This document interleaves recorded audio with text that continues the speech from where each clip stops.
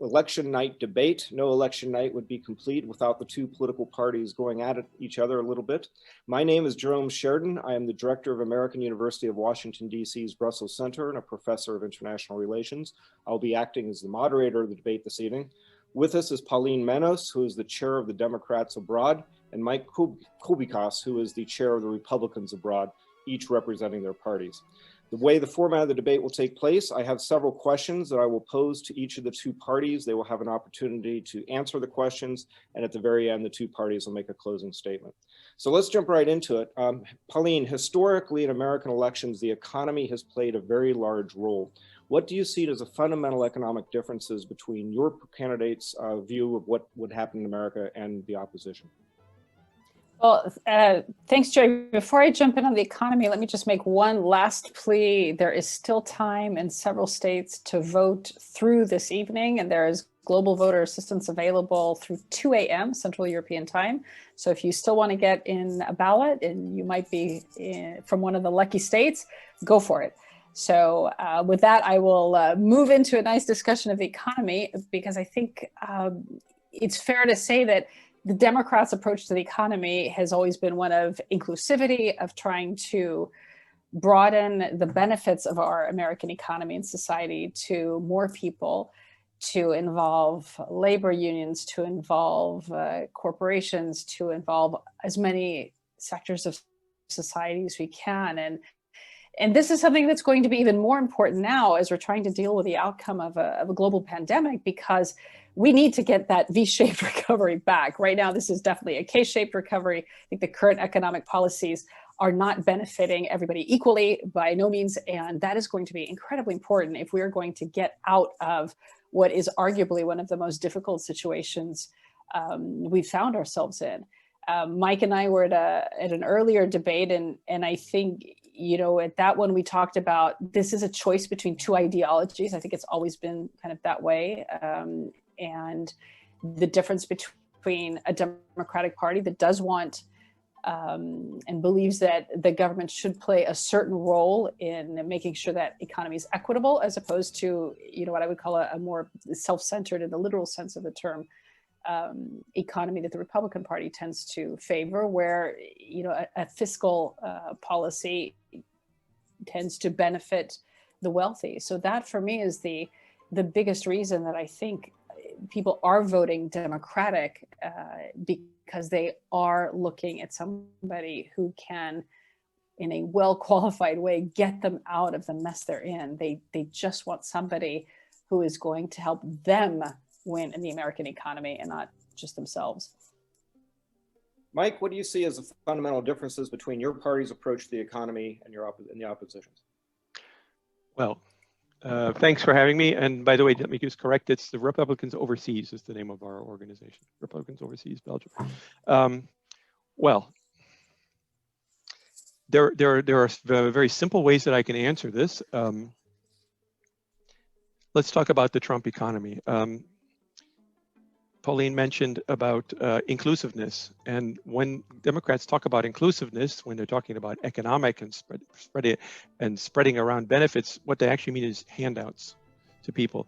And people don't want handouts. What they want is jobs, and that's what the Trump administration gave them. So in the 8 years of the Obama-Biden administration, we had the slowest and shallowest recovery since the Second World War. In fact, the middle class Black wages did not grow. It stagnated. It was flat. And you had very high unemployment. The mantra of those years was get used to it. Get used to low growth and high unemployment. That's the new normal. That's what all the experts were saying. That's all the experts who were working for the Obama administration was saying. That was what their economic policies were. Increased regulations, pile on the taxes, slow down growth, spread the wealth around, which is basically just socialism writ small.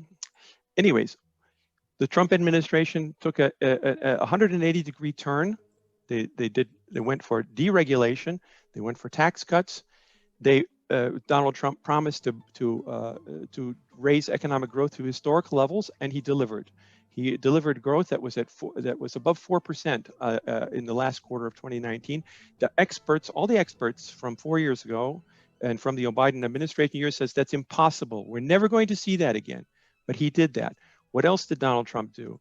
The Trump administration, what it did was led to record record low levels of unemployment for minorities, for everyone, but especially for minorities. A record low wage gap between whites and minorities. And they did that by completely reversing the policies of the Obama and Biden years. And that's the choice that's one of the most important choices that people are facing now is, do you want to go back to those policies where you have low growth and high unemployment, or do you want jobs? Do you want handouts? Do you want crumbs from an administration that keeps you dependent on the government? Or do you want to make your own life? Big government leads to small men, and that's what the Democratic program is. It's big government and small people.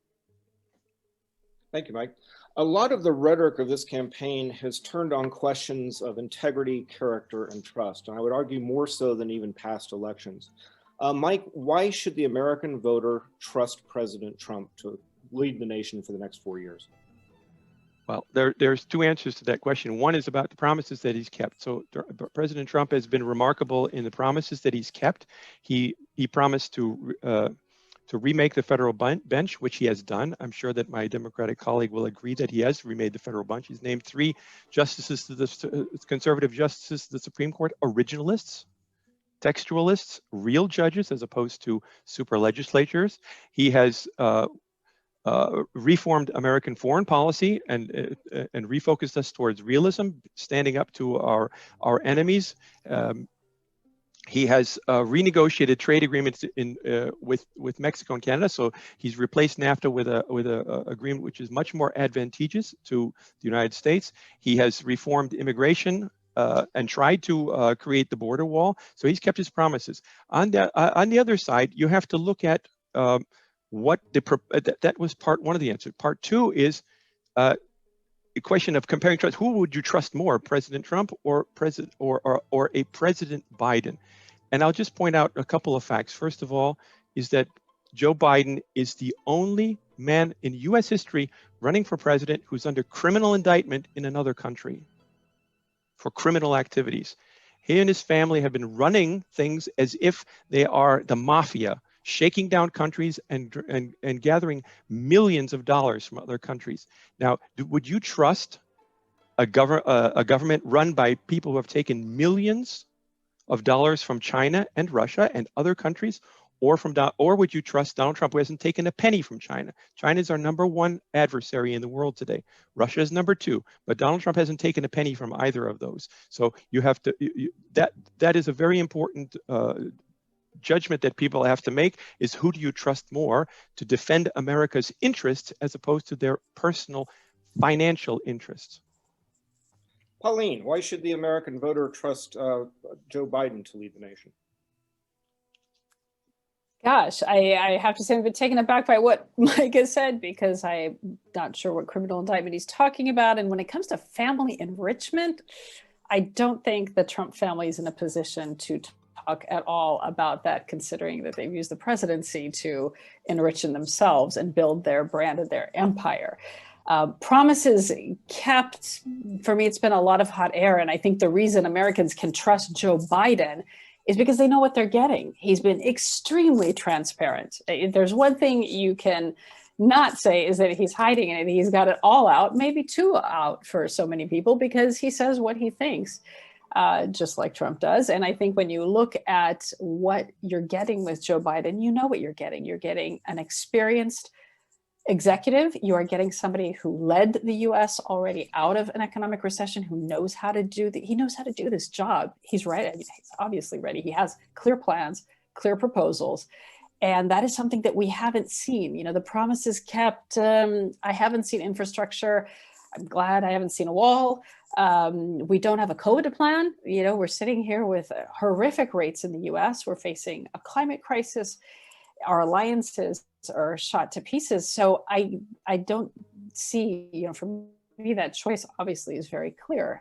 We know what we're going to get with Joe Biden, and we know that we're going to get somebody who's going to care about the impact his policies have on the voters. I think that's why the popular vote is clearly going in his direction. People know that he cares about them and about their pocketbook and their families, and not about himself and his own pocketbook and his own family, to such an extreme that we've seen in the past 4 years. So I think that trust factor is pretty clear. I think trust and empathy, that's another thing. It's people need empathy right now, especially now.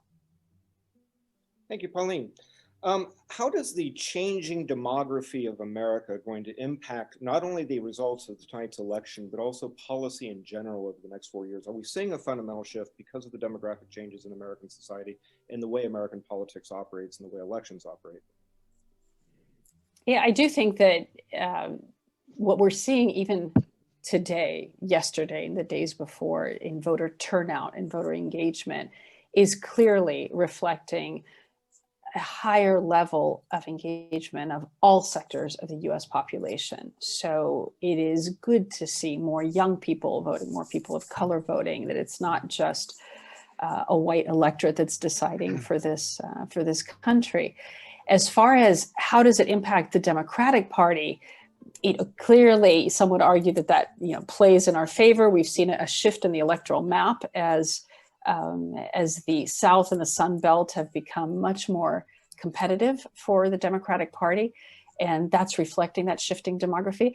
I think it's also fair to say that makes the party responsible also for meeting their needs, for addressing the health crises, the economic crises, a climate crisis, a racial equity and justice crisis that we have in our country, and that disproportionately hits women and minorities far harder. The economic impact of COVID has been enormous on women, on Latina women, on minorities in general, both from an economic point of view and from a health point of view. And so the burden is going to be on the Democratic Party to step up to that challenge. And once we are able to get things done again in our government, because unfortunately the impasse that we're at has prevented us from doing that, make sure that those policies are equitable and are inclusive. They are not government handouts, as Mike was referring to earlier. These are people who indeed want to work, they want a job, but they want to be able to do that healthily. And they want to do that in a way where regulations are protecting them as workers and as consumers. And so those are focus areas for the Democratic Party. Mike, what are your views on the same question? Well, I would almost want to answer a different question related to the impact of demographics, not changes in demographics, but how the demographics are affecting the vote. So it's very well and good to talk about people needing jobs and that the Democrats are going to help the blacks, but they haven't historically. They haven't done that. And the fact is that the reality of the last 4 years has benefited minorities tremendously. And that's why you see right now historically high levels of support among blacks, amongst Hispanics, and amongst Asians for Donald Trump and for his reelection. I believe that the last figures I'd seen that it was 31% of blacks, which is incredible. I mean, why would 31% of blacks be? No, those two polls. I have them right here in front of me. Those are solid figures. Why would 31% of minorities be in favor of reelecting Trump if he hasn't been benefiting those communities? And at the last quarter of 2019, unemployment was 3.6%. So talk about jobs or delivering jobs. Democrats talk about jobs. Donald Trump delivered jobs during his 4 years. So I would say that the fact is that if the minorities, like historically Republicans have not pursued the black vote very seriously, because they want to have minority communities vote for them, but they've often felt like it's a lost cause. Trump is different. I'm one of those Republicans who always said, why would we ever give up on any segment of the population? And Trump hasn't, and he's helped them and he's going after them. If this these figures turn out to be permanent, it's game over, and Donald Trump is going to win the election handily with 30% of the black vote. So that's one answer. That's one answer to your question. The other answer is, okay, a question of illegal immigration. So there is demographic change, which comes from illegal immigration. So tens of millions of people coming in the border. There's something like estimates, the high end of estimates are 21 million illegal immigrants in California. Low estimates are 10 million. That is a huge demographic change because most of those people come from cultures which are very different from the individualistic self-reliance of that is traditionally a core American value and a core part of our American culture. And those people are much more amenable to big government programs that Democrats want to pursue. So they have been following a policy of importing a new electorate. They've been doing that for decades. That's a demographic shift, which since they can't convince enough people here to support their programs, they're just importing voters. That's why they're so hell-bent on abolishing ICE. That's why they're so against building a wall. That's why they're so hell-bent on giving amnesty and voting rights immediately to illegal immigrants, because they think they're all going to vote Democrat, obviously. Well, that's something that the Republican Party has woken up to and saying, sorry, but why don't you try to help the people who are living here as opposed to importing a new electorate? The audience of this debate is primarily a European audience. So Mike, since you've got the floor, how will the US policy toward Europe evolve over the next 4 years if President Trump is reelected? Or another way to phrase the question, should Europeans be rooting for Donald Trump? I think Europeans should be rooting for Donald Trump for a simple reason that Europe needs a strong partner. Okay, the Obama-Biden years were not a strong partner for Europe, because the Western political order, which created in the post-war world, cannot survive if you have two soft powers and no hard power behind it. America needs to play the strong role. Europe wants to play the role of being the soft power. Two Europes is not going to work. And I think that deep down inside, they know that. Donald Trump's foreign policy and Donald Trump's approach to NATO has strengthened it. By the way, in the last 4 years, NATO spending has increased by $68 billion. The Secretary General of NATO said the alliance has never been stronger than it is now. So if I were a European, I would say, I may not like the guy on TV, and I think that everybody tries to make him look like a fool on TV. That's fairly obvious. The entire media is against him for reasons which we won't have the time to talk about. But how is it working out for European security? I think it's pretty clear that a strong America is in Europe's interest as a strong partner. Pauline, how would American policy toward Europe evolve if Joe Biden wins, and should Europeans be rooting for Joe Biden instead? I mean, in Democrats abroad, we don't usually focus on foreign policy. Our emphasis is definitely on getting out the US vote, on voter assistance.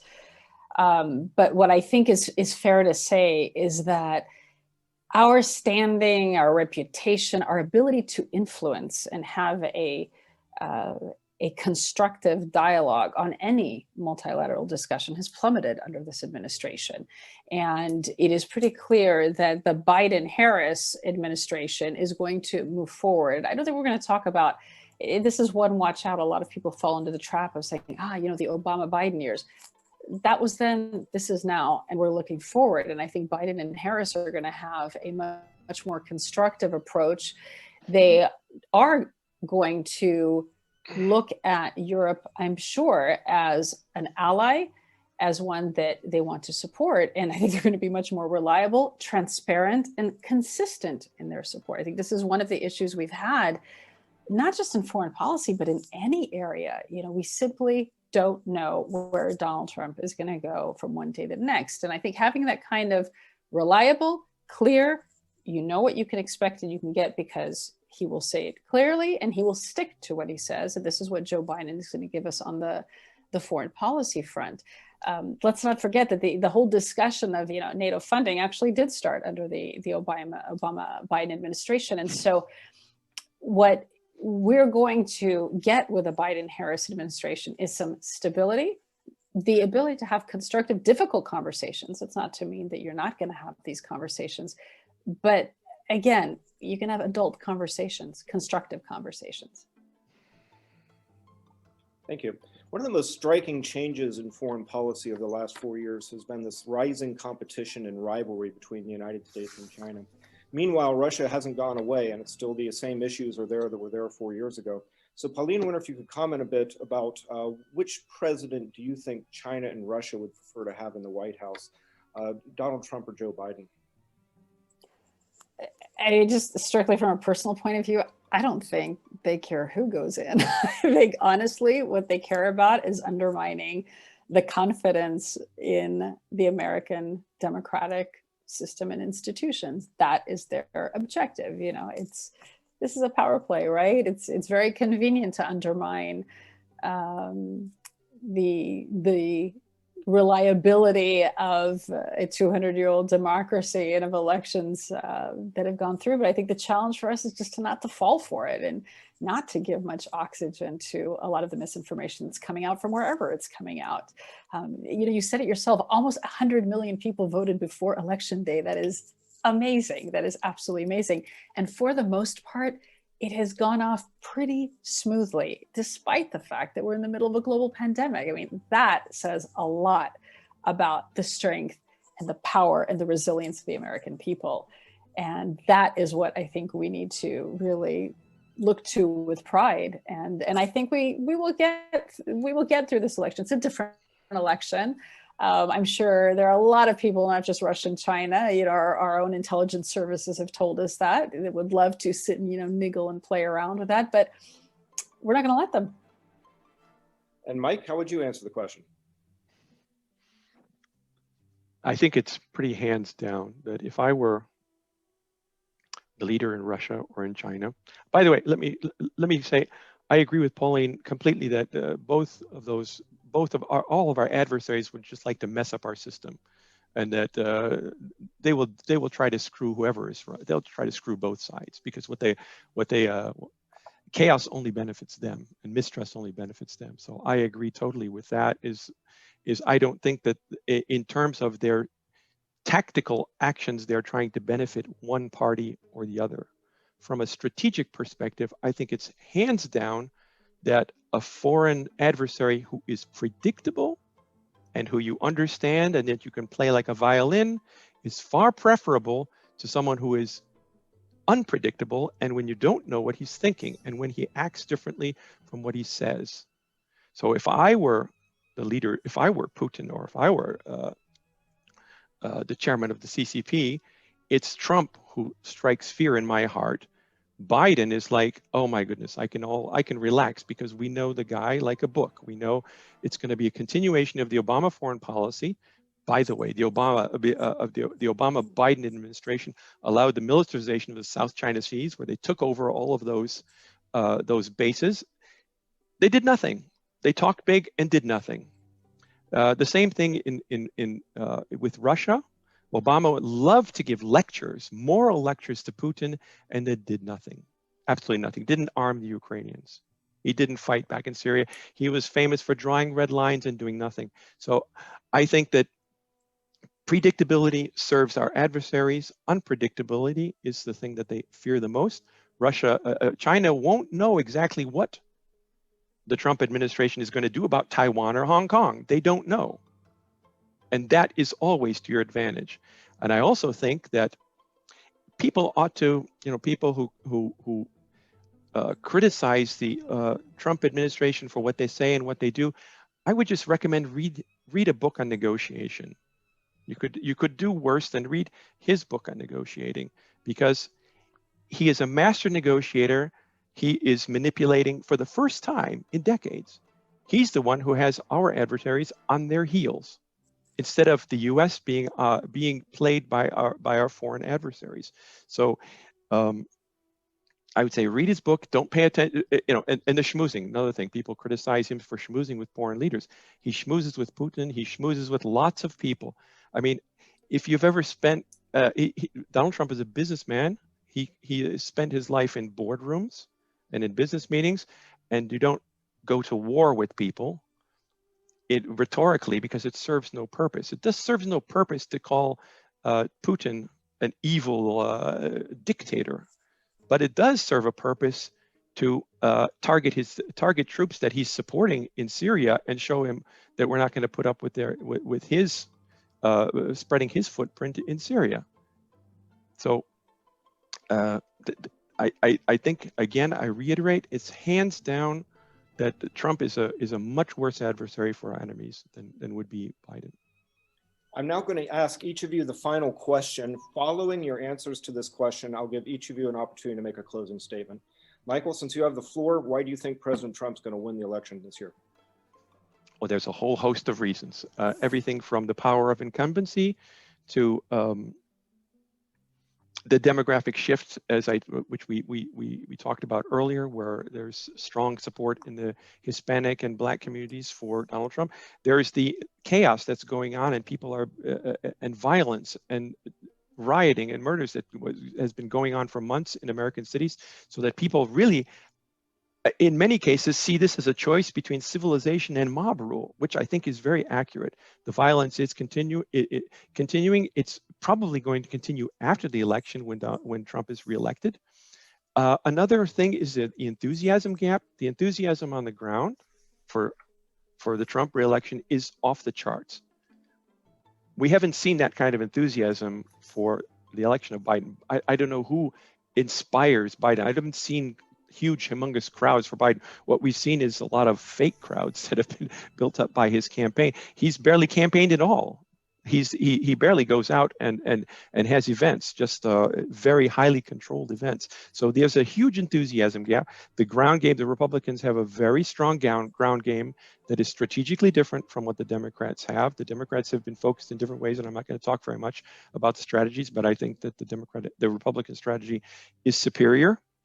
And the strongest, I think, indicator, which is highly which I think is highly objective, and has historically been shown to be a very good predictor, is not necessarily who you are going to vote for, but if you ask people, who do you think is going to be reelected? Not who are you going to vote for, but who do you think is going to be reelected? And Donald Trump wins on that kind of question. Most people think he's going to be reelected, and I think he's going to be reelected handily. Pauline, why do you think Joe Biden is going to win?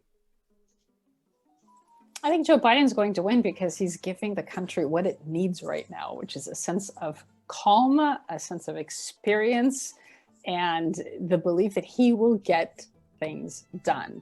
And I think people by far trust him more to get them out of a crisis that is shameful how it is hitting the US right now when it comes to COVID, the impact that it's having on the economy and on their lives. And at the end of the day, people have simple needs, which is I care about my family, my job, my health, and they're going to vote for him for those reasons.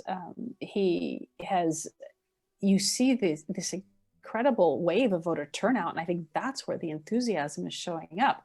People are voting with their feet. They are showing up.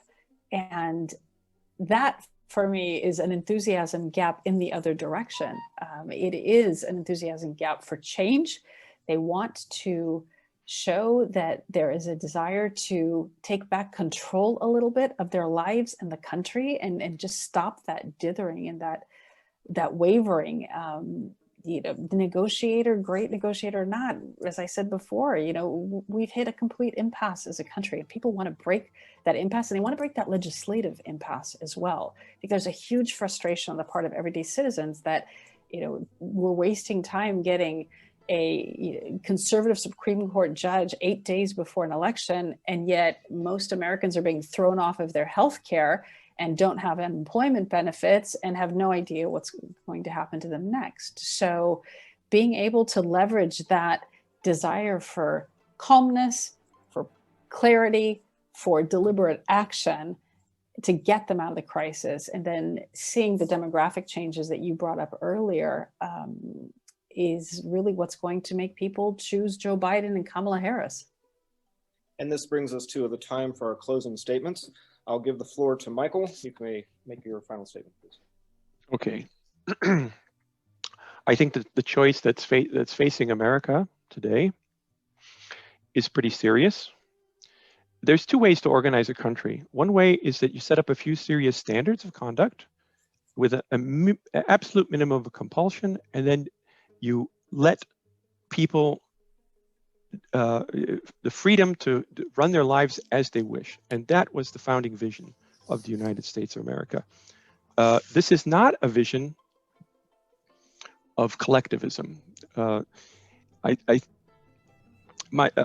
conservatives' favorite Frenchman, Alexis de Tocqueville, is the person who saw best the American character and how what separates the American culture from other cultures is its individualism and its self-organizing approach to solving its problems. And what the choice that's facing people today is abandonment of all of that in favor of collectivism, where the strongest bonds between people are formed at the center. This is what Europeans like to call solidarity. It's often it's enforced, and it is really counter to fundamental American values. Americans are the most generous people in the world. They give more to charity than almost anybody else in Western countries. They're there to help their neighbors, but they don't like being forced to comply with a faraway bureaucrat's idea of what they should be doing with their free time and their free money and their spare money. And so that choice is fundamental. We're seeing it today played out in all the cities in the United States through violence, through activism, through cancel culture. The cancel culture and the 1619 Project, these are all just symptoms of a desire to reset the clock to zero and to wipe out all that made America great and to replace it with a failed model. I mean, we're talking about going back to the 70s or even going back to the time of Marx and Lenin, to a period which has led to nothing but misery for the human race. Nothing is, the United States is the strongest, wealthiest, most influential country in the world because of its character, and not because of the strength of its central government. And I'm afraid that what's the real risk here is losing all of that should the historic chance that we have to change course that is abandoned, and that the Trump administration is not reelected for a second term, a return to failed policies of the past, which have led to nothing but misery for millions of people, and will lead to much more misery in the future. And Pauline, your closing statement, please. We are in a battle for the soul of our nation, as we're hearing on the campaign trail. Americans want a person who cares about them, who cares about their families, who is not going to let a history of laissez-faire economics and policies degenerate down into social Darwinism, effectively. And the reality is people are tired. They are tired of the division, of the drama, of not knowing what is happening. There's too much noise. What they want is to be able to have a job, to have bright prospects for their families, to build and create wealth, to educate their children, and to stay healthy. And that is what the Democratic Party is going to give them. And I think this is where we're going to see yet another massive turnout in the popular vote for that. We need a leader who can take us out of these four terrible crises that we are facing as a nation. We are facing, obviously, a health crisis, and that's not Donald Trump's fault that it started with him, but certainly how we've been dealing with it in the US is squarely on his shoulders. The subsequent economic crisis, but even pre-COVID, the greater divisions in our society have led to another more serious racial equity and injustice crisis. And of course, there is a climate crisis that we haven't even been able to touch upon tonight, but that we know is staring right at us at the face, and this administration is doing nothing for it. And at the end of the day, it comes down to a choice.